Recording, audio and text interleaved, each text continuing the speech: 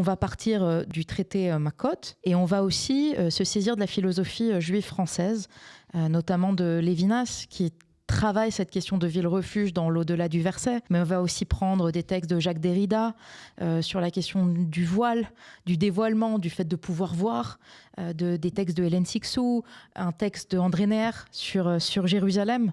Comment Jérusalem peut devenir une ville pluraliste, potentielle, une ville humaniste. J'espère aussi que nous-mêmes allons écrire et puis donner aussi une forme à ces souvenirs qu'on a vécus et qui, en fait, sont en train de s'effacer extrêmement vite. Elle s'appelle Milena Kartovsky-Ayash. Elle est étudiante au séminaire rabbinique du Machon Scherter de Jérusalem, donc l'école rabbinique Massorti.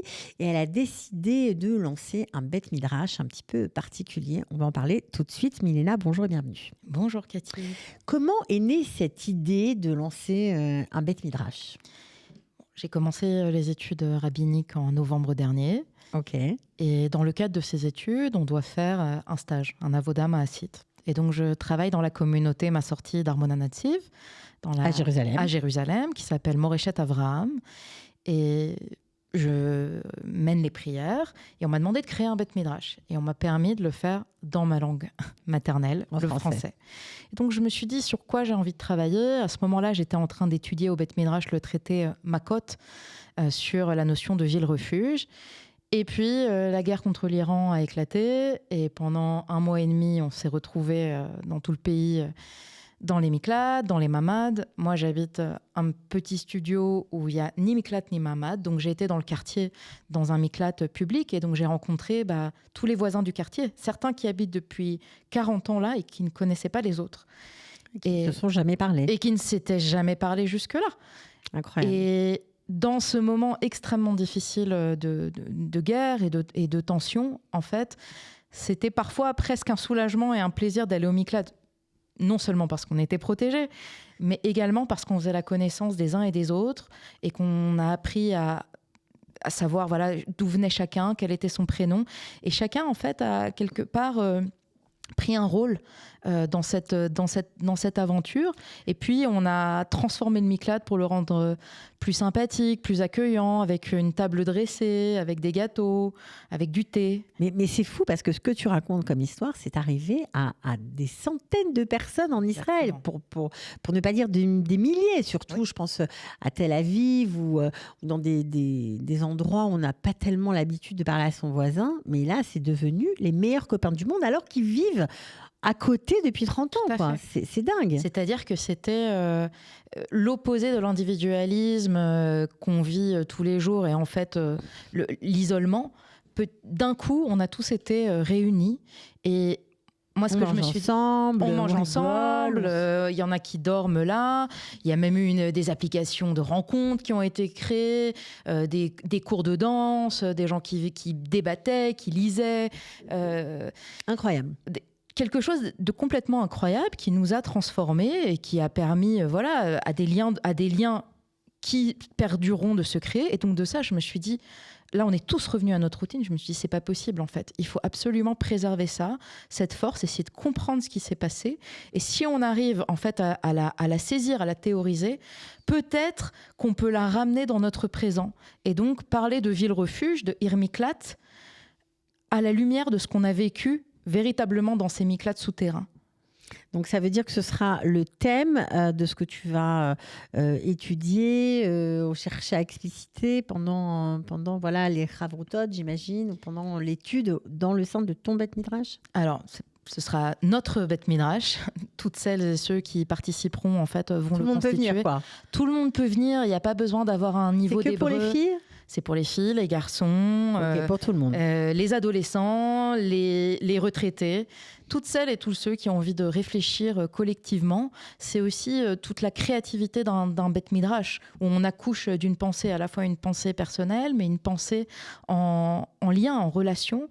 Donc on va partir du traité Makot, du Talmud, de la Masechet Makot, 10a, et on va aussi se saisir de la philosophie juive française, notamment de Lévinas, qui travaille cette question de ville-refuge dans l'au-delà du verset, mais on va aussi prendre des textes de Jacques Derrida sur la question du voile, du dévoilement, du fait de pouvoir voir, des textes de Hélène Sixou, un texte de André Neher sur Jérusalem. Comment Jérusalem peut devenir une ville pluraliste, potentielle, une ville humaniste. Et puis j'espère aussi que nous-mêmes allons écrire et puis donner aussi une forme à ces souvenirs qu'on a vécus et qui, en fait, sont en train de s'effacer extrêmement vite. Ah oui, parce que le naturel revient au galop. Tout à fait. Il faudrait changer de naturel, en fait. Oui, mais l'être humain a un certain terreau, tu le sais bien.